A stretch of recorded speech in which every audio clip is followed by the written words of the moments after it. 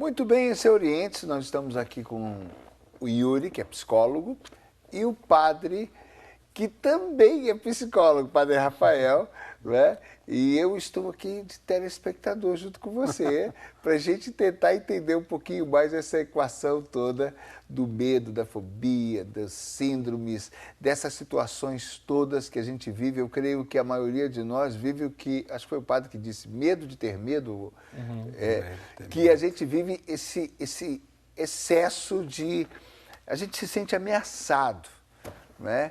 E enquanto o Yuri falava no final do bloco anterior, Yuri, eu estava me lembrando também dessa consequência do estresse, que as pessoas começam a ser imprudentes quando estão extremamente cansadas, extremamente estressadas, extremamente quer chegar em casa logo e já começa a fazer dirigir de qualquer jeito e seguir de qualquer jeito. E eu estava no metrô em São Paulo outro dia num horário de pico e o rapaz falou do lado de fora, não tinha como entrar, eu passei uns 3 vagões, uns 3 trens, até consegui entrar em um.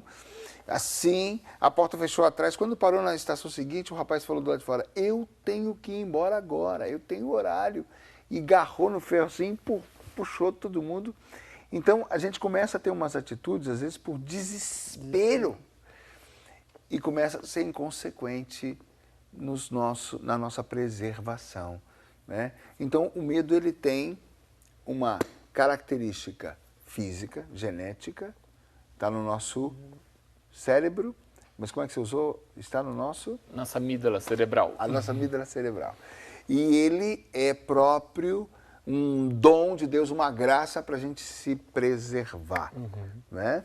E a gente pode ter 2 atitudes.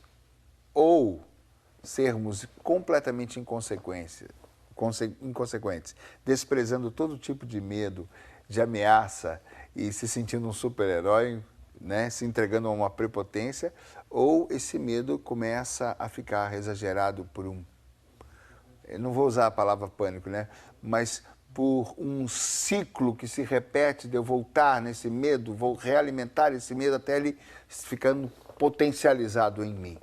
Mas, dizendo sobre toda essa situação, existe boa parte disso que a pessoa, seja pelo conhecimento, seja pela fé, seja por atitudes, organizando melhor a sua vida, tendo uma vida de gente, uma vida com bons relacionamentos, começando a tentar equalizar um pouquinho a questão de horário, de estresse, tudo, que toda essa situação se torna um pouco mais controlada.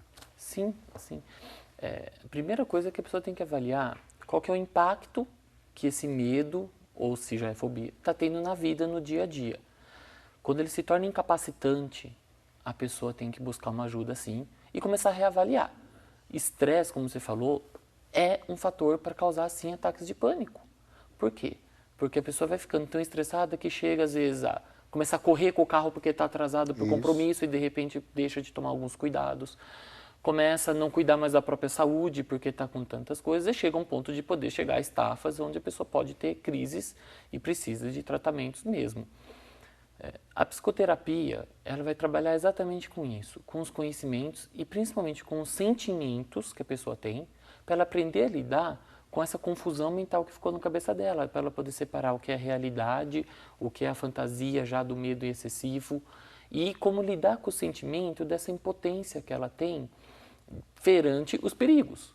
Porque a fobia vem quando a pessoa percebe que você fala, olha, não, vamos tomar cuidado, atravessar, não, mas ainda pode acontecer algum risco. Fobia social, olha, não, você está preparado, você sabe o conteúdo, não, mas na hora eu posso engasgar, eu posso ter branco, pode, qualquer um pode, nós podemos ter. Então, lidar com essa impotência. Com a excessiva exigência dessa sociedade, a gente se sente exigido e a gente muitas vezes quer corresponder 100% a essa super exigência e nós não vamos conseguir. Nunca vamos ter essa perfeição que se exige de nós no dia a dia. Tanto que a gente fala, né? Só Deus é perfeito, não nós. E começa a exigir que você saiba todas as novelas que está passando, todos os filmes que você está tendo no cinema, e aí se pergunta se você está acompanhando todos os estudos novos, se você respondeu todos os e-mails, e chega uma hora que você tem tantos compromissos, ao mesmo tempo que a tecnologia avança tanto, o nível de exigências no dia a dia, Exato. de que você tem que dar conta, já que o transporte está tão rápido, né, fora os trânsitos, mas já que as pessoas podem ter tanta tecnologia à mão, celular, ao mesmo tempo você tem tantas informações que você não dá conta em 24 horas em um dia. E aí a pessoa começa a querer ter que responder tudo de uma rede social, junto com todas as mensagens no celular, junto com todos os filmes e com todos os seriados de TV e mais na internet. E a pessoa começa a dar conta. E de repente parece que a sensação dela é que sempre está em falta. Ela sempre está faltando, nunca deu conta de fazer tudo. E mais toda a exigência do trabalho, e aí chega uma hora que chega uma estafa. E aí as pessoas ou caem num ataque de pânico, ou caem numa depressão, ou começa a desistir. E de repente eu largo do que é importante para a minha vida, porque talvez ficar só no mundo virtual seja mais fácil. Eu tenho menos riscos de me sofrer com decepções, você percebe? Ô padre, a gente pode trazer aí, diante dessa postura que o Yuri está trazendo, a importância de uma boa orientação por parte dos pais. Sim. Porque os pais podem ser as vozes do mundo ultra mega exigindo dos seus filhos, né? Ou podem ser aqueles que vão criando um senso crítico, um bom senso, alertando para os exageros, ajudando os filhos a fazerem boas escolhas. Uhum. Sim, aí é uma coisa muito delicada porque já acontece uma questão cultural, né? É como o Yuri estava falando. Veja, o pai sai às 5 da manhã para trabalhar. Ele passa o dia inteiro fazendo isso, aquilo, outro. A mãe, por sua vez, também está no seu trabalho. O filho, ou a criança, o adolescente, o jovem, o iniciante na vida adulta, ele também está dentro dessa gama de exigência, né? Você está sempre sendo exigido a ter uma qualidade de vida. Então, você desde criança, você é cobrado para tirar boas notas, você é cobrado na adolescência para ter um bom padrão de vida e sempre naquela exigência básica. Seu pai se mata de trabalhar e você tem que só estudar e não estuda, não tira nota boa, tem que ir para o inglês, tem que ir para o francês, tem que ir para o balé, tem que fazer isso, tem que fazer aquilo.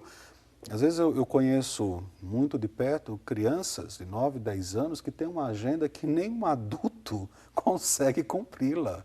Acorda às 5 da manhã para pegar a perua escolar às 6 e só chega em casa às 7 da noite, porque passa o dia inteiro exigida dentro de um padrão cultural ou dentro de um padrão econômico para ter informação, para ter cultura, para estar inserido dentro do meio. Então veja, até mesmo quando nós falamos assim, a questão familiar, hoje, essa questão está precisando de uma ajuda extrema, né? Porque a sociedade em si está sem freio, é um sistema tão de consumo, eu quero consumir, consumir, consumir, consumir, que as pessoas se tornam, o Papa Francisco até falava isso na Jornada Mundial, as pessoas se tornam descartáveis. E ele chamava a atenção para as crianças e para os anciãos. Ora, criança não produz. Então, ela não está, muitas vezes, dentro de um padrão capitalista, ela não está inserida na sociedade. Então, os pais estão sempre, querendo ou não, impulsionando para a criança seja um consumidor, né? Esses dias eu estava em uma cidade próxima aqui de Valinhos. Eu estava me preparando para celebrar uma missa e eu tive uma cena que eu fiquei assim, uns 15 minutos abismado, né? Um garotinho devia ter seus 6, 7 anos, com um celular quase maior que ele, né? E ele lá brincando com o celular, ele está brincando, não ligando, não sei, mas brincando com o celular e todo ocupado com as redes sociais. Então, quando nós olhamos, quem deu aquele celular? Quem permitiu uma ferramenta de adulto estar com a criança? Então, quando nós olhamos, é uma sociedade tão consumista que não se tem tempo para si mesmo. E até mesmo, como o Yuri falava, até quando nós buscamos uma qualidade de vida. Eu vejo muito isso, né? Eu tenho que ir na academia, eu tenho que ir no centro de estética, eu tenho que fazer isso, eu tenho que emagrecer, eu tenho medo de ficar gordo, eu tenho medo de ficar magro demais, né? Até para ter uma qualidade de vida, nós começamos a cair dentro de um sistema tão desenfreado que gera um transtorno, que gera uma síndrome, que gera um mal-estar tão grande porque você tem que estar dentro de um padrão de beleza, um padrão econômico, um padrão até religioso. Quem reza mais, quem vai mais na igreja, quem não reza, você é crente, você não é. Ah, eu conheço toda a Sagrada Escritura, meu Deus, eu não tenho tempo de ler um versículo. Uma verdadeira disputa em todos os Uma disputa, áreas. né? É uma sociedade que exige de você a consumir. E eu creio que a partir do momento que você permite a ser dominado por esse sistema de consumo, você começa a perder todas as barreiras. Nesse caso, Yuri, esse medo é o medo de ficar para trás, o medo de ficar desprestigiado, o medo de não ter o lugar, de não alcançar o lugar. Esse já não é um medo, vamos dizer, de preservação? Não, esse já é diferente. Esse já é um medo devido à falta de autoestima e valor próprio que a sociedade cria. Essa sociedade que o padre está falando até agora, cria uma falta de alto valor. Você percebe? O valor não está em você, está no que você tem, está no que você produz ou consome ou sabe, e não mais em quem você é como pessoa. A gente fala, isso é um termo até que meu pai criou e a gente fala muito nas palestras, que a gente vive hoje numa sociedade anestesiada. Por que anestesiada? Anestesiada de sentimentos, de afetividade. Hoje os adolescentes tiram sarro da menina que chora porque foi largada pelo namorado, porque eles só ficaram, eles não estavam namorando. Você percebe? Ela não pode chorar, ela só tem que ir lá e beijar outro. É uma sociedade que você troca o ético, a pessoa boa, pelo estético. Se você é o bom e dá passagem para o outro, você não é mais bom, você é bobo. Tipo, por que você não falou e cortou a frente de todo mundo com o carro pelo acostamento, ficou esperando? Você percebe? Você troca o bom pelo esperto. Eu fui esperto, fui lá e troquei e passei todo mundo. Não importa se eu estou prejudicando outros. Você ficou 2 horas esperando vaga no shopping? Se não foi bom, eu fui esperto, fui lá, parei no cadeirante, resolvi minhas coisas. E aí começou uma situação que a pessoa está cedendo a uma sociedade que não a valoriza, a pessoa está se autodesvalorizando, se sentindo ameaçada, permitindo que essa ameaça cresça, tentando lutar contra ela, quando é impossível, porque a sociedade vai estar sempre acima e conseguir, de todas as formas, nos ameaçar, seja por que janela for. Então, existe um momento que a pessoa precisa admitir a sua impotência, como você colocou, para ter o medo saudável. O medo saudável ele vai nascer a partir do momento que ela fala, eu não suporto tudo isso, eu não sou super-herói. Isso. E também quando ela possa admitir sua impotência, para poder aceitar os seus valores. A gente só pode se dar valor quando a gente aceita que a gente não pode tudo. Se eu não posso tudo, se eu estabeleço um limite, e aí entra a pergunta que você fez. Como que os pais podem ajudar se a gente está envolvido em sociedade tão grande? A palavra é limite. Limite não é só dizer não. Limite é dizer quando e como eu posso ter. As paredes da casa são um limite, que diz aqui dentro você arruma do jeito que você quer. Você quer ouvir uma música, você pode ouvir dentro da sua casa, desde que o som vá até a parede. Se o som passou da parede e foi para o vizinho, você passou do limite. Então o limite não é só dizer não, o limite é dizer quando, como e se vai poder ter ou não. Você pode querer dirigir um carro? Pode. Quando? Quando tiver 18 anos, fizer a carta e poder passar. Tá. Você pode beber uma latinha de cerveja? Bom, se você parar em uma latinha para não prejudicar, que seja no fim de semana, se você não for dirigir, que você saiba esse limite, que existe um limite de uma quantidade que não te faça mal. O limite dos pais para o filho é chegar para um filho de 2 anos e falar, filhinho, agora está na hora de tomar banho, parar de brincar e tomar banho. E o filhinho vai ter medo, porque ele quer continuar brincando. E vai começar a ter raiva, eu não quero, vai fazer birra. E o pai poder virar e falar, você vai tomar banho porque eu te amo. Fechar a boca e levar o filho para o banho. E ele vai fazendo birra, vai se jogar no chão. E até se o pai precisa falar alguma coisa, que ele fale, o pai ou a mãe fale para o filho assim, eu sei que brincar estava gostoso, eu sei que você queria mais brincar. Sinto muito, não pode mais. Eu vou explicar que o banho é importante? Não, ele tem 2 anos de idade. A importância vem depois, quando o filho está bem, quando a gente conta uma historinha. No momento que eu permito que a criança tenha desejo, ela está desejando, ela pode desejar brincar, só que não agora, então sinto muito. Você percebe? Eu não critico o desejo, eu permito os desejos, essa criança vai poder se sentir cuidada, porque ela colocou a frustração dela para fora, eu recebi e mostrei para ela que eu levei ela para o banho e suportei. Ela pode ficar gritando, eu suporto sua dor. Se eu suporto a dor, eu estou ensinando a criança a lidar com sentimentos. Aí ela termina o banho, depois ela se acalma, fica bem. Um outro dia eu conto a importância do banho, não nessa hora. Agora, uma curiosidade dentro dessa situação da pessoa que vai se escravizando por aquilo que a sociedade vai impondo a ela, ela chega a transformar essa ameaça de tanto ela se submeter, ela começa a viver uma fobia, isso pode virar um transtorno por esse caminho? Não, novamente o que a gente tem visto é até o contrário. As pessoas estão se despersonalizando nessa sociedade. E eles chegam a deixar de ter medos. Então, esse medo de não estar adequado na sociedade chega a um ponto que pode, para alguns, ou cair em depressão, ou começar, assim, a ter uma fobia social porque acha que não está incluso, mas geralmente são pessoas que sofreram bullying ou que sofreram uma pressão muito forte, críticas. Então, aqueles cuidados dos pais, mas aqueles pais não é porque proibiram, mas porque criticaram quando proibiram. Olha o que você está fazendo, você faz coisa horrível. Então, o pai faz bullying com o filho. E aí você cria fobias grandes. Crianças que, não, porque eu quero celular, eu quero não sei o quê, porque eu quero. Não importa quantos celulares ganham, quantos tablets, nunca vai ser o suficiente, porque sempre vai ter um outro. Eu posso ganhar um tablet tal agora, daqui 2 meses já tem um novo, daqui 1 mês. Então, ele nunca vai suprir. A tendência é ele desprezar toda essa preservação, o medo e chega saudável. uma hora que ele começa a querer experimentar, e de repente vamos experimentar bebida, experimentar drogas, porque nada calma. Essa coisa que a gente chama de angústia, essa sensação de falta de. Mas essa pessoa, quando ela chega no ponto de em algum revés, em algum acidente de percurso, ela se depara com a situação de que ela de fato não é capaz e que ela não vai conseguir o seu objetivo e que ela não é super-homem, muitas dessas pessoas entram num processo de depressão. Depressão, isso. Ou vai para depressão ou vai para indiferença. Bom, já não estou mais nem aí para ninguém, para minha vida. Então o medo, tecnicamente, a gente pode dizer que ele não vai se transformar numa fobia. Se ele for bem usado. Como que eu faço com os pacientes? A primeira coisa, eu permito o medo. Quando a gente vai chegar alguém que tá, olha, qual que é seu medo? Eu tenho medo de fogo. Que bom. Então, o que eu ensino as pessoas é, como que a gente usa o medo ao nosso favor? Preciso deixar de ter contato com fogo? Não.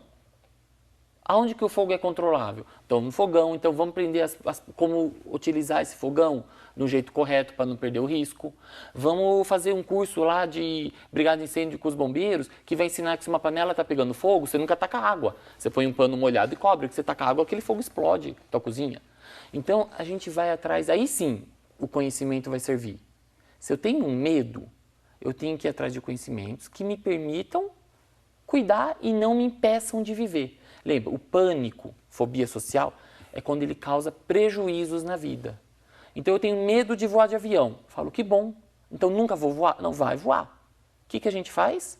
Bom, você vai voar? Vamos procurar qual é a companhia aérea. Você vai pegar um avião que faz manutenções, que faz coisas, e não voar num teco-teco que faz 15 anos que ninguém faz uma manutenção. Você percebe? E vou voar com segurança, vou lá, aguento o voo, pousa, puxa. Precisa ser meu maior prazer? Não. Meu prazer não precisa estar no voo. Eu posso suportar isso, mas para ter o meu prazer na viagem, quando eu chegar no lugar. Ou seja, ele precisa, não vou dizer justificar, mas ele precisa compreender melhor o medo dele. E usar. Usar bem a favor dele no sentido aí. Não, eu vi que a companhia é boa, eu vi que se faz manutenção, eu estou consciente, assimilar isso e passar por essa fragilidade com naturalidade. Eu realmente tenho medo, mas eu estou fazendo o melhor que eu posso e a companhia também. Isso, porque meu prazer não precisa estar no voo. E aí vem essa questão do por que a gente está falando da sociedade anestesiada. Porque essa sociedade diz pra gente que a gente tem que sentir prazer em tudo. Você percebe? Fala para uma criança que ele tem que sentir prazer na lição de casa, da escola. Não, ele sente prazer na brincadeira. Tem hora que a lição é legal, tem hora que a lição é chata, mas tem que fazer. A gente não tem que sentir prazer em tudo que faz. A vida é feita de muitos momentos. A felicidade que a gente busca não existe. Existem momentos felizes, só que existem momentos tristes. A sociedade nossa diz pra gente sentir prazer num velório. Então eu tenho pacientes que vêm para mim no consultório e falam assim, poxa, olha, eu vou no velório do pai de um amigo meu que morreu, não sei se eu quero ir. Eu falei, por quê? Porque eu não gosto de velório. Eu falo, graças a Deus. Eu também não gosto. Gostar de velório é horrível, muito mórbido. Aí ele me pergunta, e o que eu posso falar para um amigo para fazer ele se sentir melhor? E eu falo, nada. Porque se você fizer seu amigo se sentir bem no velório do pai dele, você vai estar acabando com a vida do seu amigo.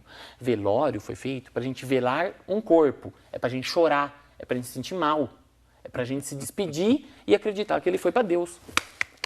Você percebe? Então, Yuri, eu vou voltar para a fé, padre. Por favor. Porque a bendita cruz, as benditas privações que na fé as pessoas não querem ter. As pessoas não querem ter coisas que desagradem, que sejam pecado, que sejam censuráveis. As pessoas querem permitir tudo. As pessoas querem ser... Só prazer. Só prazer. Ninguém ensina a lidar com a dor.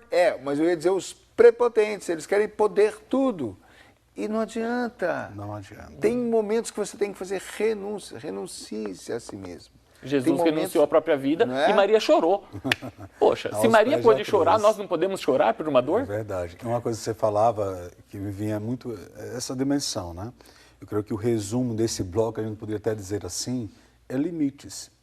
As pessoas hoje não querem ter seus limites, né? As pessoas não querem ter hoje uma pauta para se viver ou uma coisa adequada. Se eu tenho uma faixa para seguir, eu tenho que seguir aquela faixa. Se eu tenho um trilho para seguir, eu vou seguir aquele trilho. Uma ordem de vida. Logo, a gente quer atropelar as ordens naturais da vida. Quando isso acontece, não tem fé, não tem ciência, não tem nada que contenha tanto desejo ou tanta coisa que está dentro de você e você quer. É um buraco negro. Porque vai engolir tudo, né? Vai engolir tudo. Eu não tenho limites, né? Então, eu creio que para ter uma vida saudável, uma vida equilibrada, para ter uma fé até mesmo adequada na vida, temos que ter os seus devidos limites, né? Até mesmo nós poderíamos pensar nos pecados capitais. Logo a gente vê só como negação. Mas vamos pegar aqui numa parte que me afeta, a gula, né? Ora, comer é prazeroso? Claro que Claro devemos que é. comer, faz parte da nossa preservação. Devemos ter vontade de. Mas quando se torna pecado? Quando não tem limites. Se torna um pecado. Aí vai o sexo, a raiva. O meu pai, na sua santa ignorância, tadinho, nem tinha terminado o primário, ele dizia: meu filho, tudo que é demais faz mal. Sabedoria profunda. Tudo que é excesso é perigoso. Acabou. Limite, né? Limites. Então é muito bom ver o Willy falando de ciência, porque a gente, é exatamente o que você diz, a ciência e a fé se conjugam e caminham muito próximas. E é uma beleza, porque é esclarecedor, especialmente para aqueles que querem prejudicar a prudência que a fé pede, né? Em favor de uma prepotência, querendo se justificar, muitas vezes manipulando informações técnicas que nem sempre, né, vão corresponder, porque quando você vai a fundo, uma está em consonância com a outra. Maravilhoso, vamos lá, né? Esse é o Oriente, a gente vai para o intervalo e a gente volta já já.